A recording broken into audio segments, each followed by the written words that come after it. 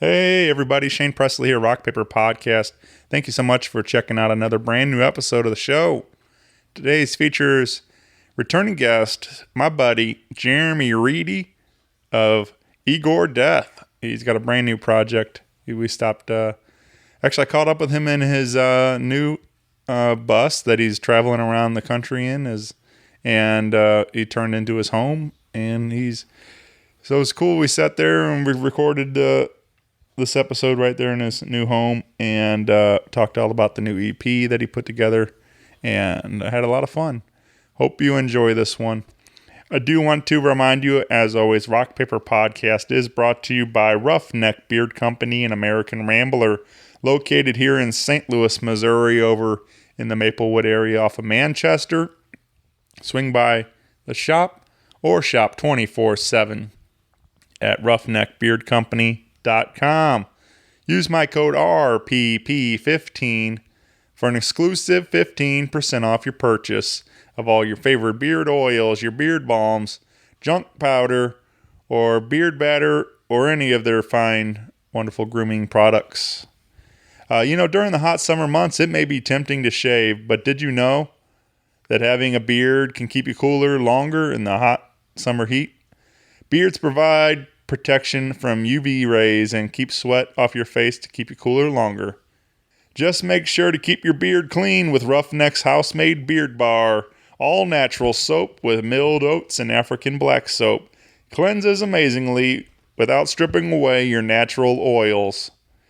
And if you do decide to shave it off, do it with American Rambler's amazing pre-shave oils and Miracle Tonic Aftershave. Either way, they've got you covered. Again, shop 24/7 at roughneckbeardcompany.com. Use that code RPP15. It's a great way to keep this show going, help support Rock Paper Podcast, and support local business. So thank you, everybody, for doing so. Also, if you'd like to continue to support this show, a great way to do that would be visiting the merch store. Got a nice store set up there with Buy Jack that has a bunch of t-shirts, all kinds of different colors and sizes. We got some hats and tank tops. And so visit buyjack.com/rockpaperpodcast today. And I appreciate anybody that's already done so. It's really cool seeing all those little Shaney shirts out there and people rocking their new hats. So thank you, everybody. And a big show coming up, Rock Paper Podcast Singer-Songwriter Storytelling Showcase happening August 21st at the Focal Point in Maplewood. Bringing along my buddy Andy Sydow from Denver, Colorado, and of St. Louis's own Karen Choi, Nick Gusman, and Anthony J Russo. It's $11 tickets in advance, $16 at the door, and you can get those today at thefocalpoint.org. And I would love to see you there. It's going to be an incredible evening of 4 writers sitting on stools, sharing the stories behind all of their favorite songs. And it's going to be an intimate listening room experience over there. So join us at the Focal Point, August 21st. And if you need me, of course, you can find me at rockpaperpodcast.com. Hit me up on the email at rockpaperpodcast@gmail.com. Any of the socials, whatever it is, I would love to hear from you. I would love to hear what you think of Igor Death's new EP. And with all that out of the way, sit back, relax, and enjoy this brand new episode with Igor Death. A podcast is kind of like it's like a radio show that's not on the radio. It's on the internet. Does that make sense? Uh-huh. Yeah. That's also like my mom. It makes it sound more confusing, doesn't it? It sounds like this. This is Igor Death, and we're on Rock Paper Podcast with Shane. Rock Paper Podcast. Scissors beat paper, paper covers rock. Rock beats scissors, Shane covers non-stop. Never know what new kind of guest that he's got coming at you.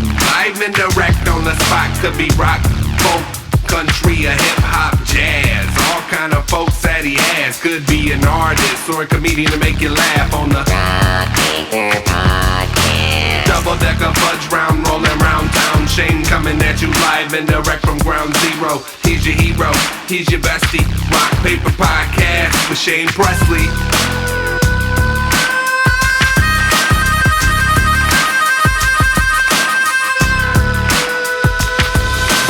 Rock Paper Podcast.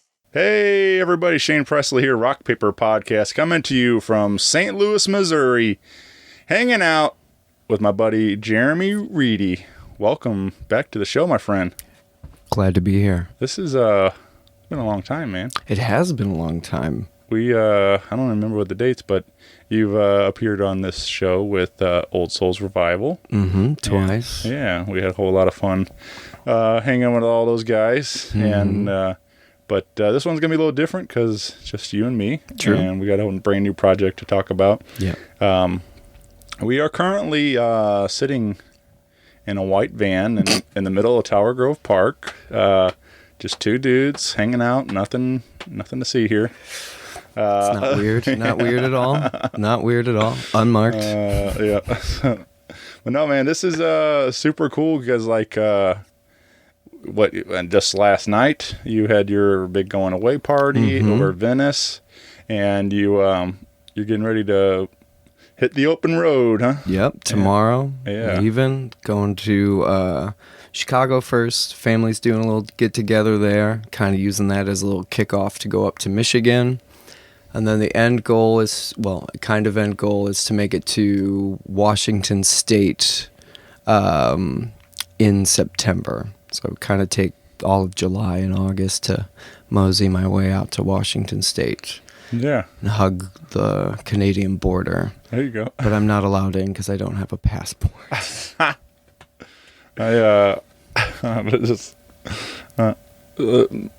My brain is just full of movie quotes and song lyrics, pretty much. Like, that's just all that's goes through my mind. But so I was thinking of Super Troopers when he's like, "Were you just going across the border for some French fries and gravy?" Yes. Yeah, man. Well, that's I mean, I don't know. I think that's super cool. That getting out there and getting to see a little bit of the world and traveling and Trying. But what kind of? I mean, obviously this van was going to be your home on wheels and stuff while you're traveling around and things. But where'd all this kind of start, man? Like, I know we haven't really, we keep up a little bit, but we haven't really got to talk about this whole journey. But so I was kind of, when I read that there was a going away party, I was like, what's going on, man? Yeah. Like, so I thought that's what would be cool to sit and talk today and about all this. So Yeah. So a lot of it came with the pandemic changing a bunch of stuff for everybody. yeah,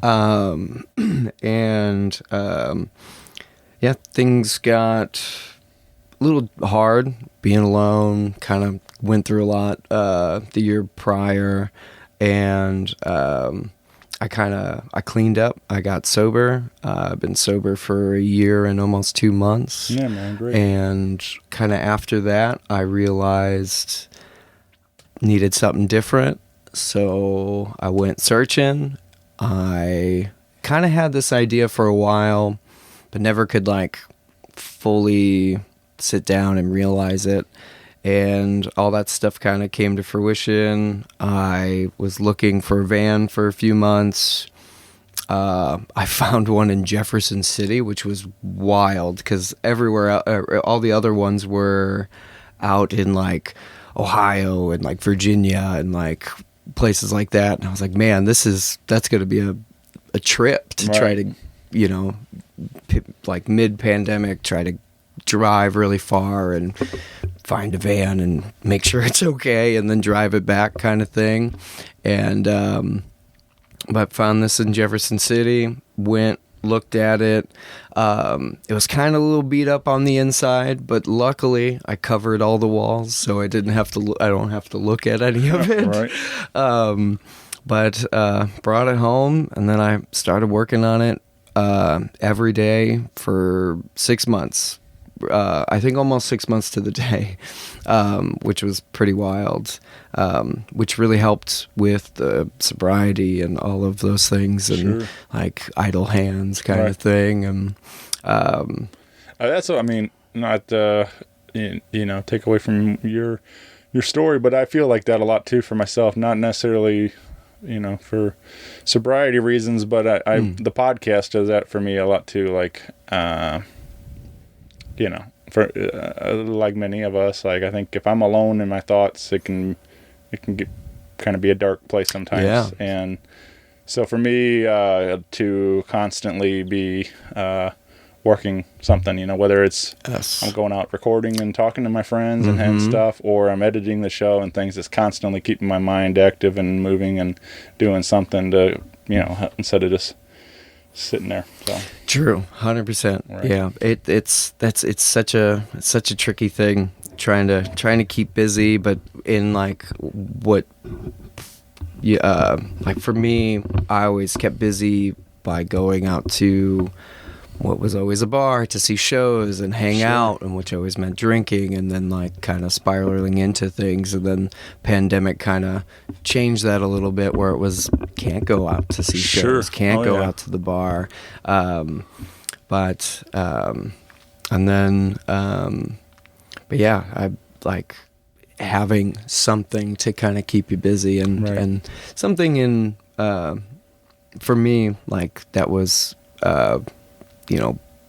productive. Sure. And then the nice thing is now I have a weird home to live out of and go out on the road and see kind of what happens. And so are you now on this like journey, are you planning to play a bunch of music, or is it more like just strictly the traveling part of it? Like I would love for the music to be a part of it. I kind of hadn't had it as a like it was a plan, but I don't have anything planned out, if that makes sense. But with kind of playing the show last night gave me a little bit of confidence to be able to maybe go and do that. I managed to pull off about an hour and a half of music, which was wild, because that was the first time it's the second time I've ever played in front of people. I played an open mic a month and a half ago, and then it was Dana Anderson's open mic who opened last night, and he was the only well, there was a handful of other people there, but he was the only person to like see me play prior to this show, so kind of wild. Yeah, man. Kind of wild. I was kind of telling you off mic there. I'm a little envious, like, I just think it's super cool what you're doing. Again, just hitting the road and getting to see the world. Like, cause I'd love to do a lot more of that. It's like, and I'm actually finally this year we're supposed to head West Coast. That's my first time that way. We're supposed to go to a wedding in California. Awesome. Like Ventura area or something. And so yeah, I've never been out. I've never flown on a plane commercially. I've been like a little 8-seater personal plane. One of my dad's friends had a pilot's license, and so that's probably I was gonna say I think you're gonna be okay on a commercial flight. I feel like the smaller the plane, the like kind of like scarier it gets. I bet that was. Yeah, I'm sure probably that was scarier than getting in a commercial flight, but. So I'm kind of checking a couple of the boxes this year. I've been, Chicago and Florida, and gone north and south a little bit. But it's my first time going out west, and like awesome. But just I think it's gonna be cool, man. Just get out there and see a little bit of what else is out there, and never know what's gonna happen, man. So. Dude, there's a lot. There's so much. I went to Utah a few years ago and was like, oh, this exists. Yeah. Like what feels like a whole nother like world outside of like the like woodedness of the Midwest kind of thing, which is gorgeous and beautiful. And St. Louis is pretty much, that's been home for a long time, right? Yeah, pretty much since I was a kid. Right. So yeah, I'm same thing, man. It's like there's a lot like I've only seen in magazines and books and stuff. So it's like, would be really neat to get out there and see it in person. Yes, 100%. 100%. So, what's is there anything in particular in Seattle or Washington State? You said that. So the original bass player for Old Souls, Dustin Rademacher, lives out there. Okay. And I've been telling him every year since he moved out there that I was going to go see him, and I have yet to get that far. So I'm going to do it. You're a I'm man of going to your do word. it. Dustin, I'm going to be there. I don't know when, but I'll be there. Yeah, man. Oh. So how'd the party go last night? I didn't make it. I unfortunately had concert tickets to another show, and I was bummed when it popped up that it was the same night and everything. And it went swimmingly. Yeah. So much. I was so nervous. I kept running around before I was gonna play. I had so much like pent up energy, and I was just like, okay, boom, boom, boom, boom, running around. But I was very, very fortunate to have an amazing band with Josiah Joyce, Alex Sinclair, Dan Figicelli, Danny Blaze from Brotherly. Ryan Torpia played trumpet on a few tunes. Dana Anderson came up and sang a song with me, and Josh Eaker from Brotherly came up and sang a song. And just like having that group of people, just that's an all-star cast. it was, and like it's just such a comfy bed to be able to like lie down in. You're just like, oh, okay, here we go. All right, no, all right, cool. All right. It was so fun, and I got a bunch of people came out, and it was amazing to kind of see everybody. And the nerves kind of took over a little bit, and kind of was hard to really dive into like how awesome it was. And I woke up this morning being like, holy crap, that that happened. Yeah, 100%. Yeah, dude. I didn't have any idea like what to expect at all from you. Like just as far as like this new project we're going to talk about here in a bit. But but then like seeing pictures from last night and you holding a guitar and stuff and stuff. I've only seen you behind a kit, so like Same. and then I've never heard you sing, and then now here on this record you sang and stuff. So it's like there was a lot. New stuff. So I was like, it's always super cool to me. I've said super cool probably 10 times already. I feel like, I don't know why I keep saying that. That's all right. But it is. I feel like, it's just exciting to me to see like you in a different light. It's like, I've only known you as a drummer and stuff. And so like, and not that that's all you do, but that's the thing. It's like, it's cool. Very nice to see, people, expand that. So like, I don't know. I just, even last night, I went to Andy Frasco show last night, and he's jamming with his band, and, Andy does organ, and he's got his bass and sax player and guitar player and drummer. And then at one point in the show, he goes, okay, everybody switch instruments. Damn. And so Andy went to the drum kit, his drummer came up to lead guitar, his guitar player, or the only one that didn't was Ernie put his saxophone down. Nobody played saxophone. Yeah. And then like two of them played organ together. Gotcha. That's probably like the right move. Yeah, like right, COVID wasn't. sure. It's still like still floating in the air. We might not want to share saxophones. Yeah, sure. But that's the thing. Like, so they all switched, and they all sounded incredible playing those instruments. Crazy. And then they go, everybody switch again, and they all did it again, and like wow. And they like the drummer played lead guitar, and he played like this really like nasty blues riff, and like and started singing and stuff, and I was like, man, like it was real gritty bluesy stuff, and it sounded real cool, and but like it was fun that these guys, all of them could be lead singers in the band. Mm-hmm. All of them could be, guitar, drum, whatever. Yeah. It's like they're all very multi-talented people and stuff. So it's wild. I always love that kind of stuff. Like, so that's cool. It's a different vibe to kind of move around like that. Right. I've always like fiddled with other instruments, but I kind of took to guitar. I think because it's a little more portable. But that's it's definitely an interesting thing to be like, well, I've always been a drummer. Right. It's always been the thing, and to try to take that step. But I don't think I could have left St. Louis without having just done it. I think it would have been a regret of mine of like, okay, I didn't put out any music I've wanted to, and so on and so forth, but just kind of something I felt like I had to do, just in a weird way. Yeah, man.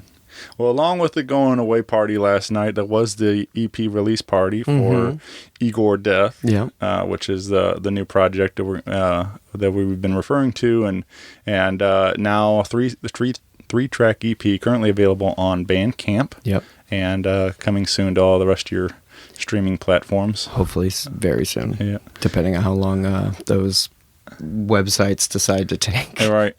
Well, let's talk about some of these tunes, and start with I'll start with my favorite, because I really this was a ton of fun. But Crater. Okay. I liked. It's just a feel good kind of rock and roll tune. Yeah. But the part that really makes me smile is when you yell, "Hit it, Josiah!" Yes. And because it just took me back to, I think of like I used to years ago I saw Poison with Kiss, and Bret Michaels yelled, "Play it, CC!" like 10 times that night and stuff, and like, so that's what I like. This is way better than Play It, CC, but so that's what took me back to that. And that was definitely a trip. I was sitting in the basement by myself, just screaming into a microphone, and it was just kind of a spur of the moment thing, and I was really hesitant. I was like, I don't know, is it too weird or too out of the box? And I showed it to Josiah, and he was like, "No, we have to leave that. Right. We have to leave that." And I was like, "Okay, all right, we're gonna do it." Yeah, I love it, man. It was like.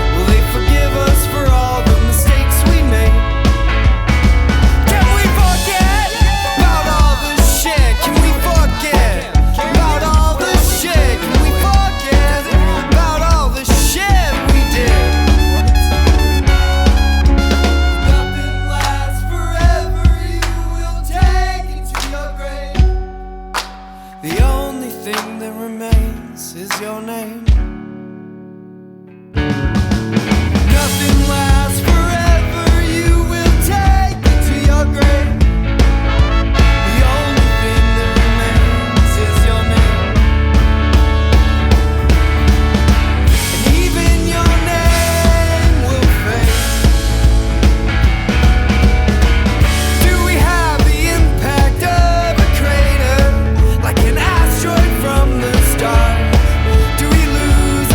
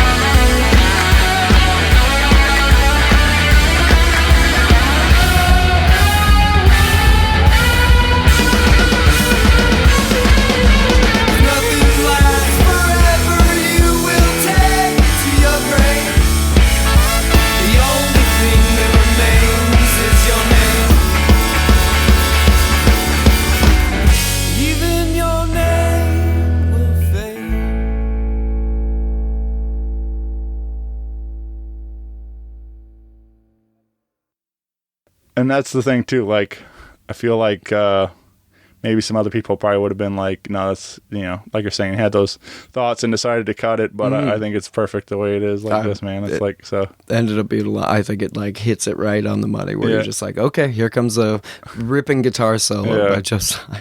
Yeah, he's a bad dude.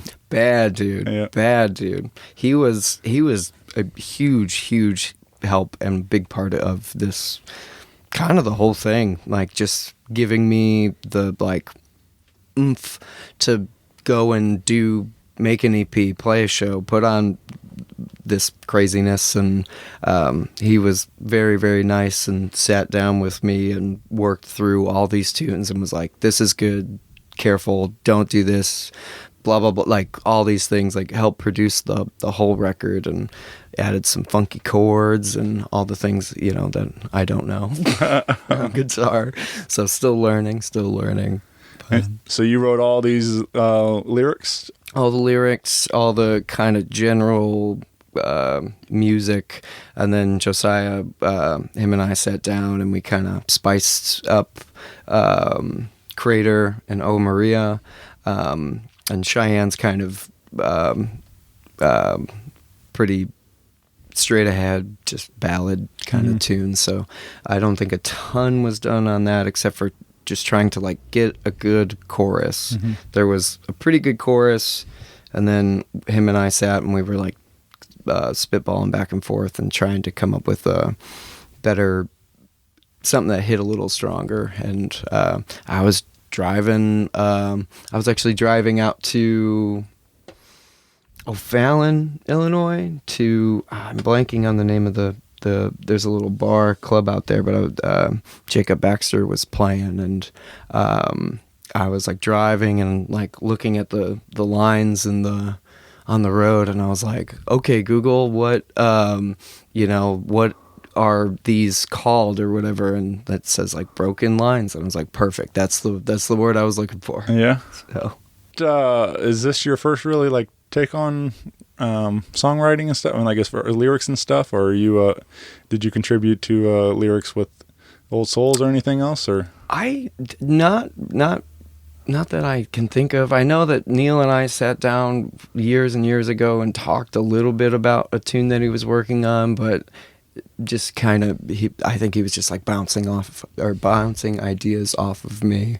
But yeah, this is kind of the first take. Kind of been writing tunes for a little while, but never kind of got the like gumption to like go 100% for it kind of thing. Yeah, man. And again, not really what your singing voice might sound like, but I thought it sounded good, man. It was fun to hearing something completely different, not really knowing when I hit record what it might sound like, but I'm not obviously. I kind of had maybe a slight idea, just being that I know a little bit of your taste and stuff. So, but it was fun to hear variety coming through too, like you're saying in even just these 3 songs. You do have kind of this more rock and roll tune, but and then like kind of stripping it down to kind of a more that ballad and stuff, like you said. So, so let's talk about that's Oh Maria, right? Cheyenne's the ballad. Yeah, ballad. Yeah, sorry. And then like I like I'm bad about like sometimes like paying attention to what the name is. Like sometimes I'll just hit play and listen. 100%. So, yeah, I really liked on Cheyenne where especially it's pretty mellow, and then Ryan adding some trumpet in there and stuff, and but I love like just kind of like the fade out, like on and where you're like repeating miles and miles and miles, and I just kind of like, and like it was a cool like the way to end it, just as like the road goes on forever, kind of thing. That was a Josiah Joyce. He was like, you have to do this. He was like, you like it like creates this like imagery of exactly what what you're saying, like just like kind of driving and driving and driving and driving. Yeah, and which is very appropriate to the whole story that you just shared at the beginning. It's like we're getting ready to hit the road and stuff. So it's like, just the traveling man story and stuff. So like that, like I felt like it was really it was cool. So yeah. Thank you. Yeah, man. So any stories? You said that one mainly kind of came to life just from that night going to see Jacob. So the tune is kind of about a bunch of trips that I've taken in the past and kind of like trying to like kind of replay them in my head and like, like what happened and, just trying to remember some things. And, but the chorus kind of came from that trip where I'm like, just kind of like driving. It was about a half an hour drive from where I was. And, I'm like driving on the highway and I'm like, staring at the lines, like going by. And I was like, do these have like a name? Right. But yeah, the big thing, just trying to put into words just some trips that I had to try to kind of remember, internalize them a little bit more, bring them back to the forefront of the mind.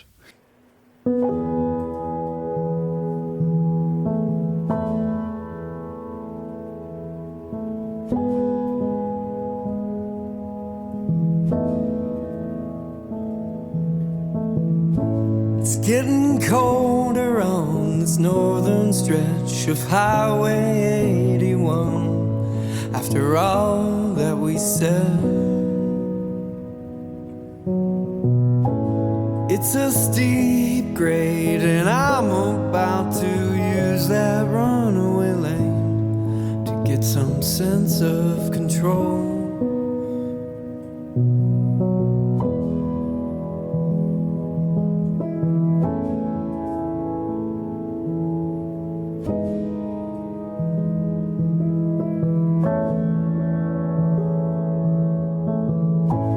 I'll take the driver's seat so we can go down on that unpaved road. I'll take you to the monument.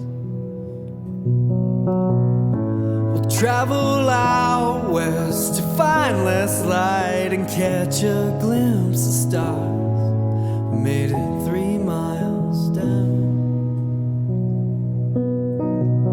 All this time I find myself moving on past welcome signs when we arrive.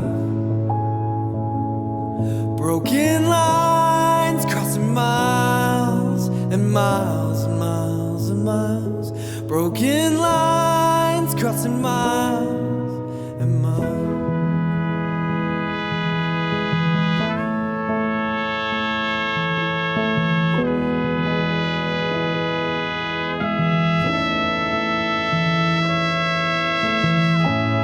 Get on a plane and be afraid of heights together one last time. It's best to do or die. And 30,000 steps a day can't kill the people we really are. We travel too far.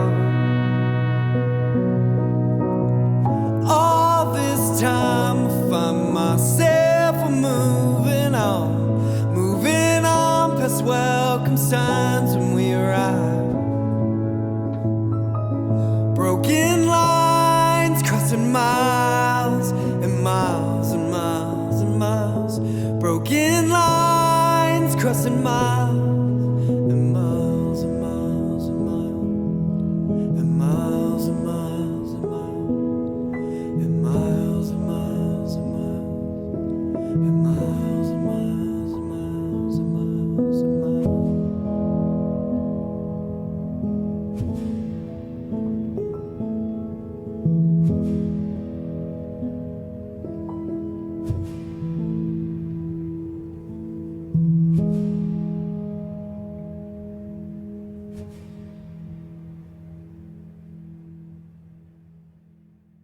I get, was that like stuff of family and thing, I guess, or like when you're in your youth and or like with my ex-partner. Okay. Kind of Yeah. some things. Sure. I mean, like I don't get to do, like I said, a ton of that, trips or whatever and different, but just like we as a family years ago, when my parents were together and stuff. Like, we go to the lake a lot, and all the holidays kind of thing. It was like hit the Lake of the Ozarks or Table Rock or Norfolk or something like that, and like some of these southern Missouri lakes, and I don't know, some of those were some of the best times as a kid for sure for me, and it's fun to reminisce on some of the good times and things, and remember those moments, but because it's been way different since then. So True. Yeah. But it's nice to remember some of those times, and especially something just whatever randomly will trigger memories, and it's just cool to like, oh yeah, man, that was a good time. Yeah, like, or 100%. So, but yeah, it's nice that you were able to put it all into a song, and now it's for everybody to share out in the world. Yeah, man. So strange. Yeah, so strange. Well, again, check out, is it just Igor Death? The EP's called Mint. Yeah. And that's igordeath.bandcamp.com. I think so, yeah. Which I was kind of laughing on the way over. I don't know if you ever watched, but Young Frankenstein. I don't think I have. No? Right? It's a movie. Yeah. It's a Mel Brooks classic with Gene Wilder. Oh, okay. No, I was thinking of something else. I know what that is as well. But I have not seen that as well. There's a classic scene, of course, where Dr. Frankenstein and they meet. It's Frederick Frankenstein, and he meets Igor, and he goes, oh, you must be Dr. Frankenstein. And he goes, it's Frankenstein, and he goes, well, do you say Frederick Frankenstein? and he goes, no, it's Frederick. And he goes, so it's Frederick Frankenstein and Frankenstein or what? Anyway, like, so it's like, he goes, well, he's like, you're Igor, and he goes, no, it's Igor. And he goes, what? I don't know. So it's like this whole thing, like. It makes me laugh so hard. So that's what when I was driving over, I was like, is it Igor or Igor? Igor. Yeah. So I was. Sometimes I make myself laugh, and it's just. Yeah. Yes. That's. But again, this was this. I like this project a lot. Like. Thank you. And it's. Is this something you plan to continue? I mean, or is it like? I think so. I think probably on the road, try to continue writing, maybe try to do a little bit more next time. I came to Dan, Josiah, and Alex, and I was like, I have these 3 tunes, I'm leaving town soon, can we do it? Can we like make a record in 2 months, like roughly, maybe 3? And we did. We wrote, recorded, and mixed and mastered 3 songs in 2 months. And you said that was with Ryan at Bird Cloud? Yeah, Ryan Wassaba at Bird Cloud. He killed it, knocked out of the park, and he was so nice, and I felt so bad. I was like, the show's next week. Can you get this done? And he did, and he knocked it out of the park. I felt so bad. I was like, I shouldn't do this. This is stuff you should not do to people. Where you're like, can you like do this really quickly? Yeah. What? So obviously you've been in the studio with Old Souls and other projects over the years and but like, is there what was like the comparison to being in a band doing it and being now like the kind of front man, like the leader of this project and stuff compared to doing it? Like, was there anything, any differences you noticed or anything that kind of stuck out? Yeah, it was interesting. So we did it at Dan's house, and so Dan played bass, Josie was playing guitar, and I was playing drums as well. So like while we were kind of going through stuff and like demoing a few things out, I was sitting there and like playing drums and trying to sing at the same time. And I've done that kind of, just like headphones in and just singing, but never in like a real capacity where it like mattered, like get the words right, don't mess up the form, all these things, plus focusing on playing the drums. And that was an interesting thing. But I know that like, luckily with being comfortable to playing the drums, I know the little nuances of like, okay, if I do this, it'll like cue the band to move to the next section or do this or drop down or whatever it may be. And I know like playing guitar and singing has been a harder part of that, like just different, and don't quite know all the little nuances of how to do that, I guess. Haven't had enough experience with like, okay, if I play like the snare drum like this, everybody like ears will perk up and they'll listen, we'll go this direction. But with the guitar, I'm like, I don't know what to do. Like, like don't quite know how to move it. But so that was an interesting thing in the studio, like still having a little bit of that control with the drums where I'm like, okay, if I do this, so like they'll like recognize that, okay, we're supposed to move this way or that way. But yeah, I was kind of wondering, as like you were saying, I was wondering if you were doing like the Phil Collins, Don Henley, leading the band and playing drums and singing and stuff, like kind of, that stuff blows my mind. I don't know. I mean, I don't know how those guys do that stuff. Like, I thought about it a bunch. I think like last night, I think if we would have played maybe a tune or like, if we would have done like a short set, like maybe played the EP, I might have done it that way.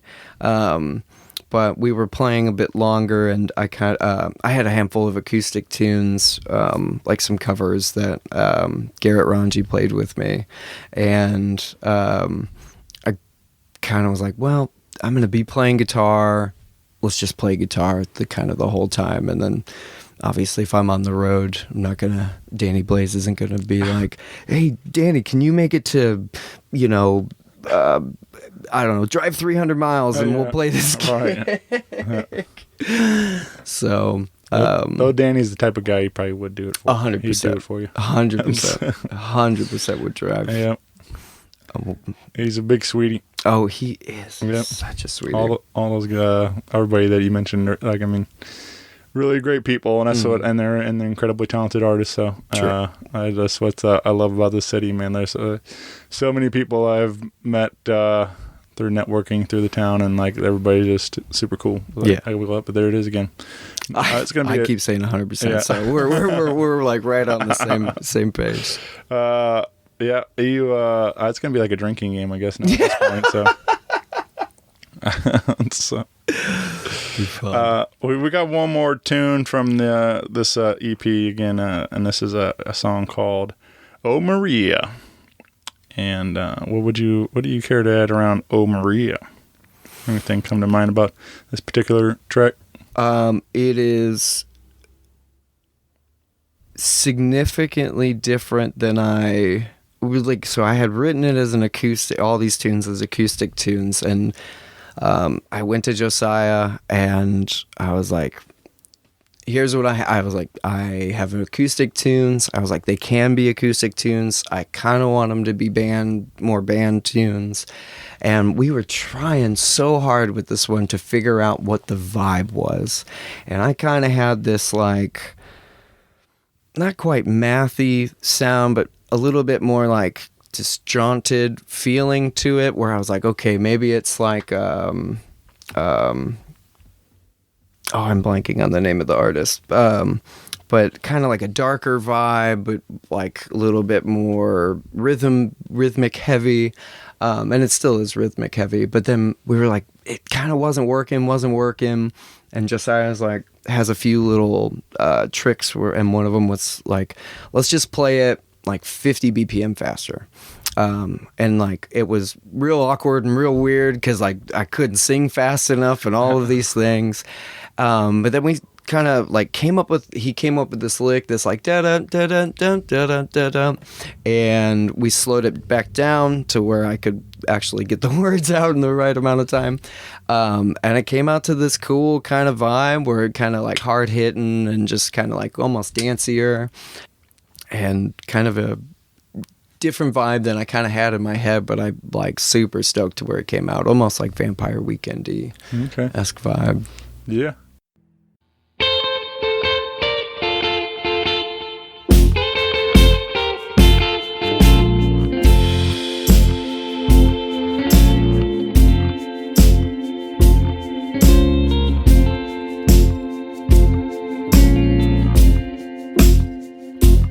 Oh, Rebecca, I'm sorry I didn't know that all the things I put you through would lead you to push me a little harder to mow. Oh, I don't understand. I read the message to you saying I love you, but it was from another man.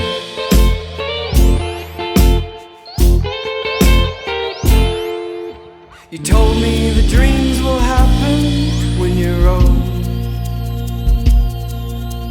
10 years waiting and I can't stand alone. I won't be the one who brings you home.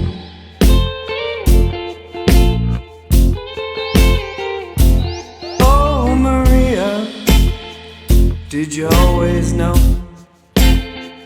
Could you see it in my eyes when I would talk to demons, promising to put on a show?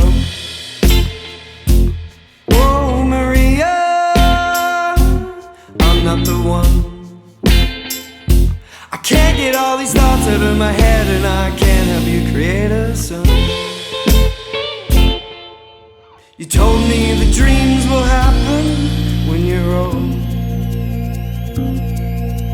10 years waiting and I can't stand alone. And I won't be the one who brings you home. You're always looking for someone that you know.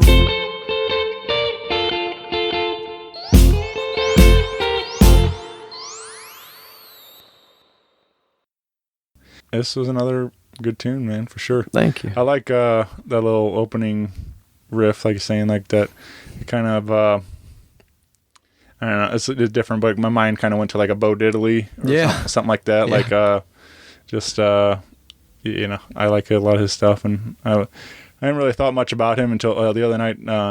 Nick Gusman covered "Hey Mona." Oh, right on.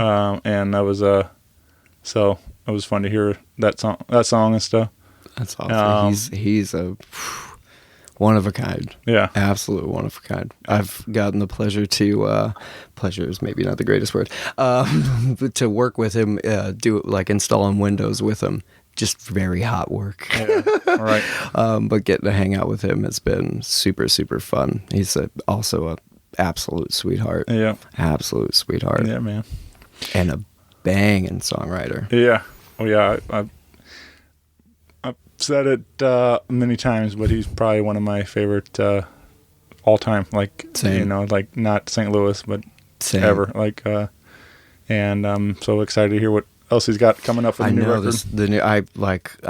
I've been hoping since I have befriended most of the people in the band. I was like, maybe I'll get a chance to like hear some of it, and I have not gotten a chance to hear some of this. So if you're listening, Nick, let me hear it. It's all top secret. Yes. Well, yeah, that I got Nick on a show in August. I'm really excited about. So. Awesome. Yeah, man. Well, I've been going around asking some fun questions, Jeremy. Okay. And these, I want to get your take on some of these. All right. So, what is it like rapid fire? I mean, not really. All right. What would be a dream duet or collaboration that you would love to see for yourself in this Igor Death? In the project. Ooh, interesting. Is there anything come to mind? I don't know. Oh, that's a really tough question. Throwing hardballs. Awkward silence. I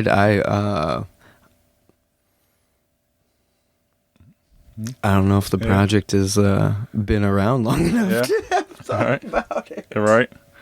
Well, it's a dream. I mean, you can always, but I think, I don't know, I think it would be interesting to, you know, like you're saying, a proper duet, like hear you with a female vocal or something like that. Like, I just think that would be interesting to see how that changes. That would be a cool one. I did, like female vocal, like, Regina Spektor is like a big influence of mine. I love her like ability to be like serious and like kind of throw in like quirkiness to it. And I mean, she's a phenomenal singer and piano player and instrumentalist in general.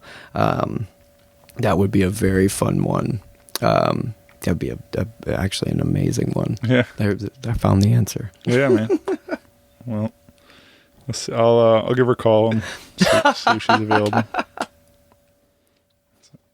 What's a movie or TV show you wish you were in? Is there I don't know why Game of Thrones came to mind. That was the first thing that hit my head. Yeah. But that would be the worst one. Right. You'd probably die. That would be like the move. It comes up a lot. Like people will say like Breaking Bad or something. Like these are great shows. I don't know that I'd ever want to live in that world where they take place. Like, but like it's so something to think about. But yeah,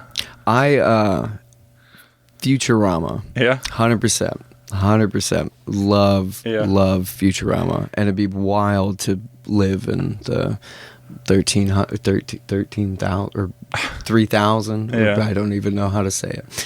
It feels uncomfortable to say.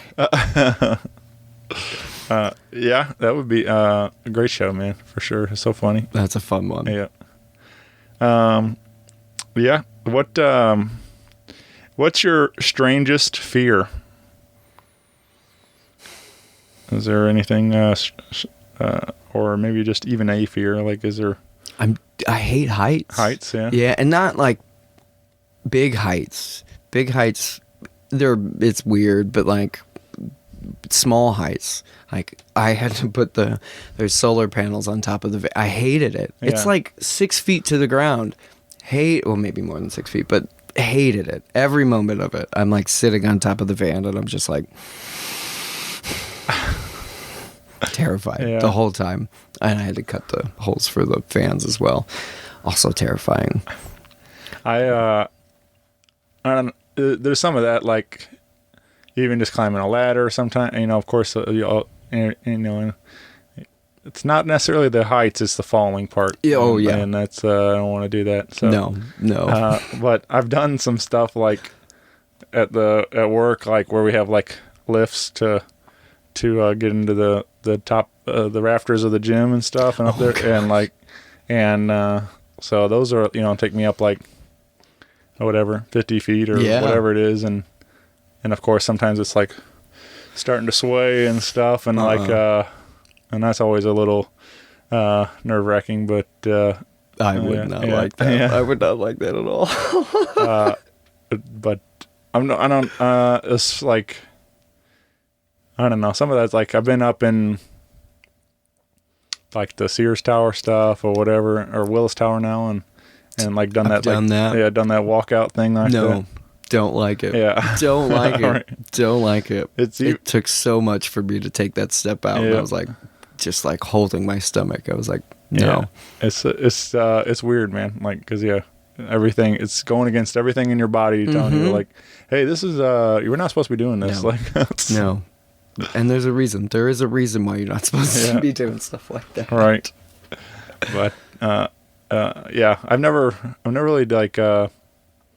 There's a lot of that kind of like skydiving or any of that kind of stuff. I've never done any of that yet or anything, but I want to. I want to skydive. I'm terrified of it, but I think it'll be a rush though. Like But that whole first step out, like somebody's just gonna have to push me or something like so. Yep, and be like 1, 2. Yeah, right. Because it's really, again, goes against every instinct to jump out of a plane. And like, so, but now I'm with you. Maybe we can do that together. That'd be fun. Yeah. That'd be so much fun. Yeah. That would be, that's our next podcast right there. We'll just do it while skydiving. Yeah. It's just going to be screaming the whole way down. At least on my end, I know I would probably scream the whole way down. The guy attached or girl attached to my back will just be like, "Oh my gosh!" Yeah, they'll probably be used to it, but yeah. It'd just be funny. Like you're just like you can't even scream. You're just like yes, like face wide open. Yeah, man. What? All right. We have an Igor Death biopic. And then who would you like to see cast to play Jeremy in the movie version?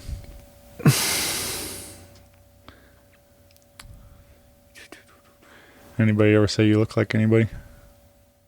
I've gotten I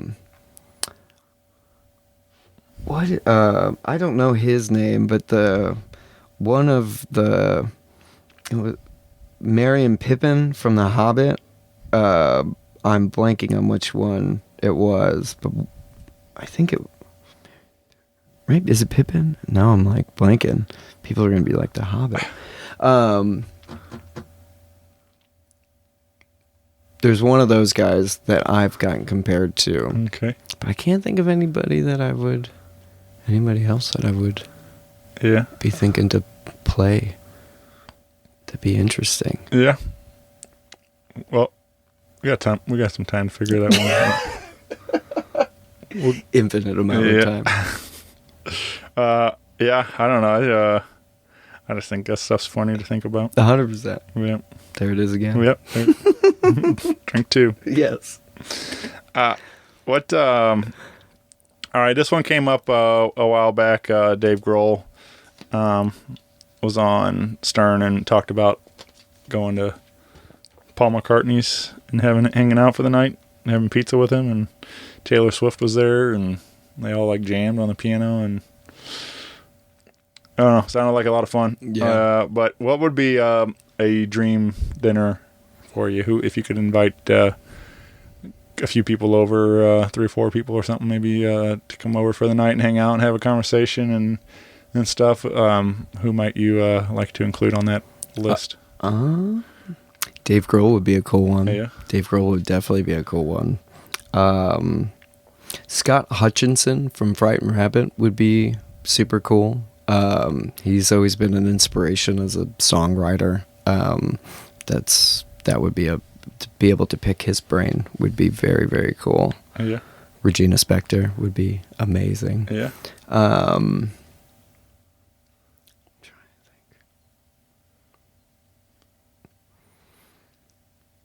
Trying to think of a drummer that seems like appropriate. I mean, I already got Dave Grohl. Sure. But, He the other night he co-hosted a Tonight Show with Jimmy. Oh, Fallon, cool. And he came out and Jimmy's like, "Oh man, thank you so much for doing this." And he's like, Dave says, "Yeah, this is like the coolest thing that's happened to me today." And Jimmy's like, "Really?" And he's like, "No, dude, I was in Nirvana." yeah. Yeah, that's such a great line. Like, I was in Nirvana. So, yeah. And the Foo Fighters. Right. I mean, that's like, Yeah. I just don't know how you like trip over 2 pots of gold like that. Yeah. That's pretty remarkable for sure. I mean, I know the first one helped the second one, but Yeah. I mean, there's plenty of like famous people who have not continued to be as successful as Dave Grohl. It just baffles me. Yeah. Yeah, they just sold out Madison Square Garden. I saw some of that. I was like, that is crazy. Yeah. I imagine that was a fun night. Mm-hmm. I want to see, they're coming to St. Louis August 3rd, I believe. Oh, cool. And I'd like to go. I've never seen them, Foo Me Fighters neither. live, and That would be a good concert. So, but it stinks because like it's already the calendar's filling up so much. There's all sorts of great shows happening on top of each other. So like the same night, I really want to see Blackberry Smoke with the Elm and Betts band. Okay. At St. Louis Music Park. Dang. So I'm like, man, it's a tough call on which one. Where do I? That's true. So I love both. I've seen Blackberry Smoke, but I've never seen Foo Fighters. So that's one thing. But I don't know. Yeah, I've heard that the Foo Fighters are a hell of a show to go see. Yeah. Like Dave supposedly gives just like 110. excuse me, 110%. Right. Yeah. Even that, like the whole thing when he was in the boot and on the throne and stuff. Right. I mean, like nothing stops him. He's like, true. Yeah. So he gives it all. What's a song that always gets stuck in your head, Jeremy? Or maybe what's the latest one that was stuck in your head? You woke up singing or something? Tune by Frightened Rabbit, Backwards Walk. That's a tune that always comes back over and over and over. Yeah. It's a bit of a heavy tune, but it's always feels very applicable and like meaningful. I don't know. I was watching. So Scott Hutchinson had passed away a few years ago, and they did a bunch of people remade the first record, or not the first record, their most famous record, Midnight Organ Fight, and they interviewed some people, and one of the interviews was Ben Gibbard from Death Cab for Cutie, who would also be a wonderful person to have for dinner. But he was saying, he's like the first time he listened to that band, Frightened Rabbit, he didn't say he felt like a kid, but he was giving the analogy of like when you're a child or when you're younger and you hear music, a lot of the times it's the first time you've ever heard anything like that, and you have this really strong connection to it. And I, like, when I heard Frightened Rabbit kind of as a younger adult, like, that is exactly how I felt. I was like, I have never heard anything like this, and it just blew me away. Like from the first moment I heard it, and I stole the music from the internet, because we had to do that back then.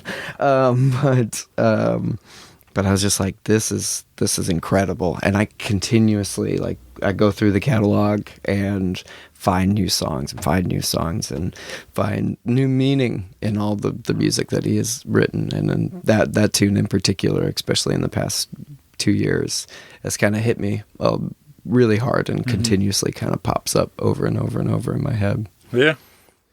I don't think I know any Frightened Rabbit stuff, so it's a wonderful band. It's check it out. It's definitely it's heavy. Yeah. But not heavy as in like the metal kind of thing, Right. but just like thematically. There's a good word.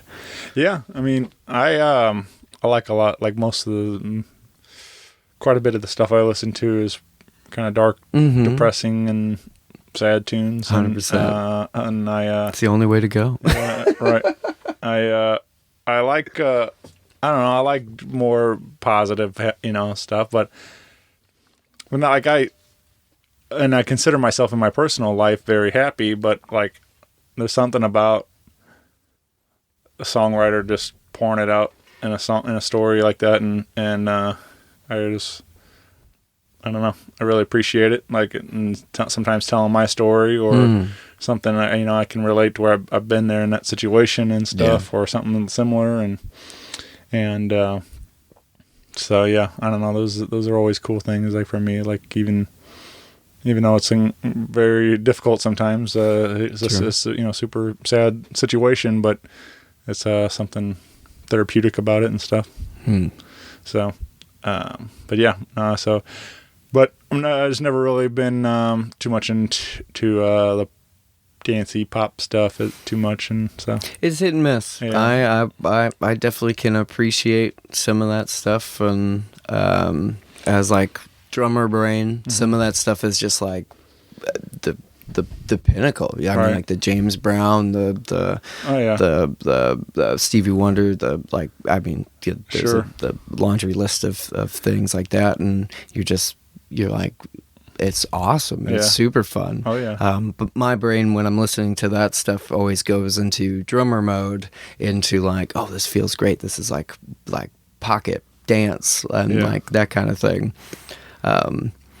Not that they didn't have sad songs, for sure. But yeah, I think it all has a time and place. For you know, there's like a lot of. I always kind of like look at it like as enhancers. You know, it's like when there's when, you know, my Friday night. Obviously, I want to go out and have a good time. I'm going to listen to some more stuff like that and feeling right and stuff. But there's also a lot of times where you just kind of want to be mellow and you listen to these sad songs sometimes or whatever. So true. You know, it's just. But yeah, there's one I talked about it a lot over the while, but I like Tyler Childers. Love Tyler Childers. Follow You to Virgie is like one that's like that really makes me think of my mom a lot, and just you know, it's pretty heavy on me for sure. Like I don't know really what his story is behind the song or anything, but for me, like that's where I connected to and stuff, and it's like so it always gets me, makes me cry every time. Pretty much, like so. There was actually a weird moment the other night. So Allman Brothers Soul Shine is another one that's kind of always been there, and it was like me and my mom used to go to Broadway Oyster Bar a lot together, and we would watch Sean Cannon's Voodoo Players Allman Brothers show. It was one of our favorites to go see down there, and my parents introduced me to Allman Brothers music, you know, very young. So that's been a part of my life for a long time. And then, so it was cool to experience that with my mom as an adult and stuff. And then, but Soul Shine was always a good sing along at the end of the night and feel good. And then when mom got sick, went through a benefit party at Old Rock House, and I had the Scandaleiros play, and that was one I requested them to do Soul Shine at the end of the night, and they did, and it was really a neat moment. And that's awesome. And then I went to Oyster Bar Saturday for my birthday and had dinner with my wife and mother-in-law, and over the house speakers I heard Soul Shine, and I was like, it was kind of a weird thing, man. Like, you know, it was like all songs that could have been played and stuff. Like it was like it was a neat little moment there. Yeah. So I don't know. It's kind of those little things like that are where a song can sometimes find you. You know, it's like it's always it's cool. So that is. But whatever it is, like, you know, I never make fun of people for whatever it is they love or whatever that thing, you know. It's like it doesn't matter, but people have, you know, these connections to certain songs for some reason, and you know, whatever you love, you know. But true, some people want to tease people for like liking certain music or whatever. It doesn't matter what it is, like. But I used to be that. I hated country music for as a like high school and stuff. Hated country music. Why? I don't know. Angsty teenager kind of thing. And now I have played in more country bands than I can like count, and played more country tunes than I know. I played a handful of like kind of country Americana tunes last night. So it's hard to you know, you'll find stuff in the most random places, and the places you'll never think that you'd find something. Yeah, I think it's especially country. I think so many people just look at it as like what's on the radio. Yeah, and that's a little hard. Right. I mean, that can be a little tricky. Right. I definitely have some what is the right word? What is the word when you are like embarrassed to like a song? Like guilty pleasure, kind of stuff. Yeah, I have a few guilty pleasures of some tunes. I mean, there's a reason they're popular. They're catchy, and you know, but like there's just some of those are just super cheesy, and you know, it's just. But at the same time, like there's so much more out there than what, you know, is on your radio and stuff. Like there's country music has expanded so much more than, you know, whatever. True. Insert any name there, but yeah, I would say like Neil from Old Souls, like he introduced me to John Prine, and that was just like, you know, I'm not like the biggest John Prine fan, like love his music, but haven't like dove too far into it. But that was like a definite moment of like, oh, look at this, like this is something. And then like and he's obviously a phenomenal songwriter, and you just like keep finding gems and gems and gems and gems. Yeah, I'm kind of ashamed to say, but it's the way it was. I mean, like I didn't know, like I knew him, knew his name, and so I knew he's great. Obviously, very well celebrated and stuff. But I never really did any kind of deep dive through his catalog, really until I saw him live before he passed. Right before it was a couple months before he passed over in Columbia, Missouri, Roots and Blues. So I'm thankful that I did experience that.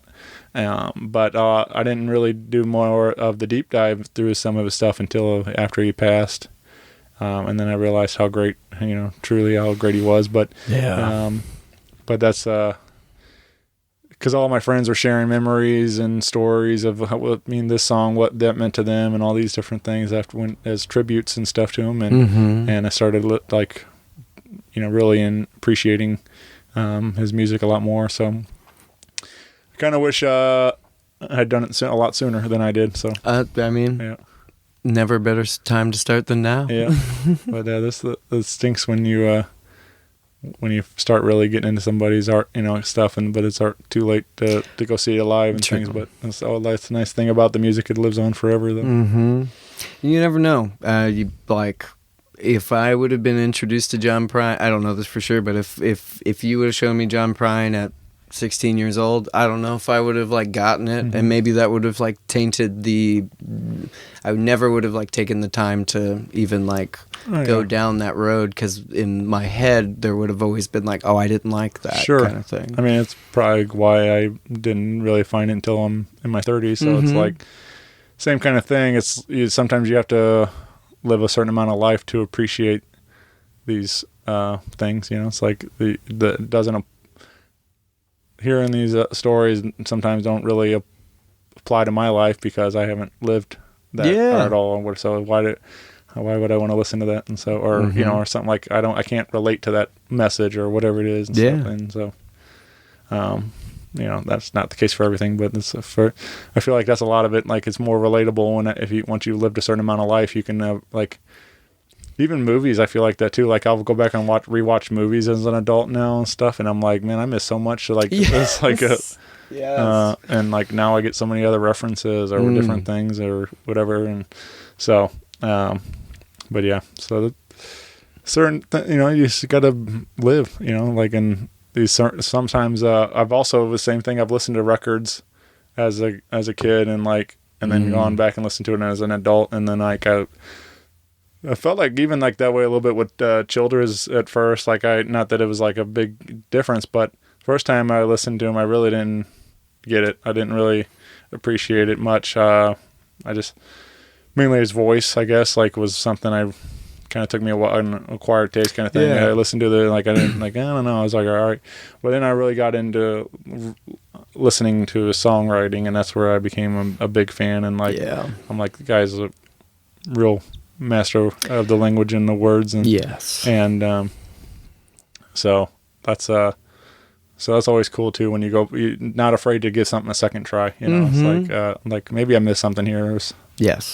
So I think too many people are like just blow everything off like, oh no, it's country, I don't like it or whatever. It's you know, like you're saying, like this just generalizing things. It's easy to do, right? It's easy to do. And I did it for a long time. Did it for a long time. I guess that's growing up, though, you know. True. True. Not afraid to try something different. So, But yeah, man. Well, Jeremy, this has been a lot of fun, dude. I really glad we did this today. And Me too. Getting to hang out, getting to show me. I feel like we should do like an episode of Cribs or something. You know, like It'll be 2.5 seconds long.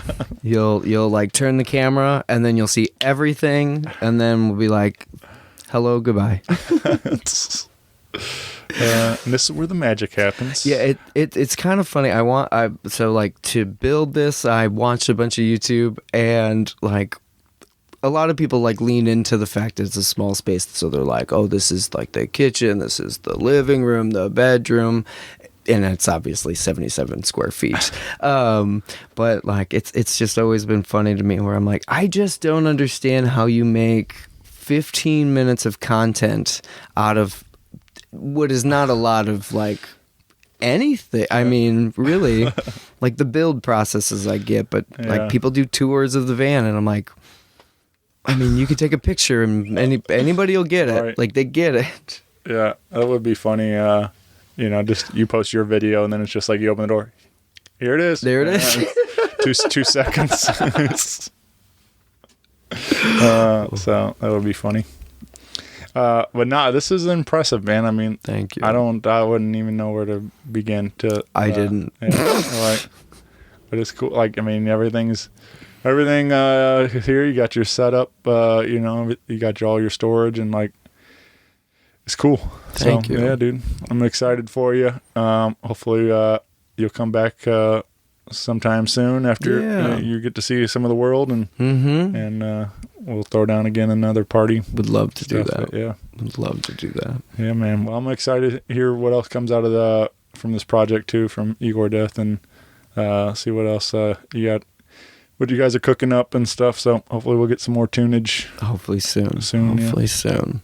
But thanks, buddy. I appreciate you. Thank you. And good luck on your journey. Thank you. Yeah. Bye, everybody. See ya. Rock Paper Podcast. Rock Paper Podcast. Rock Paper Podcast. Rock Paper Podcast. Well, yeah, that was it.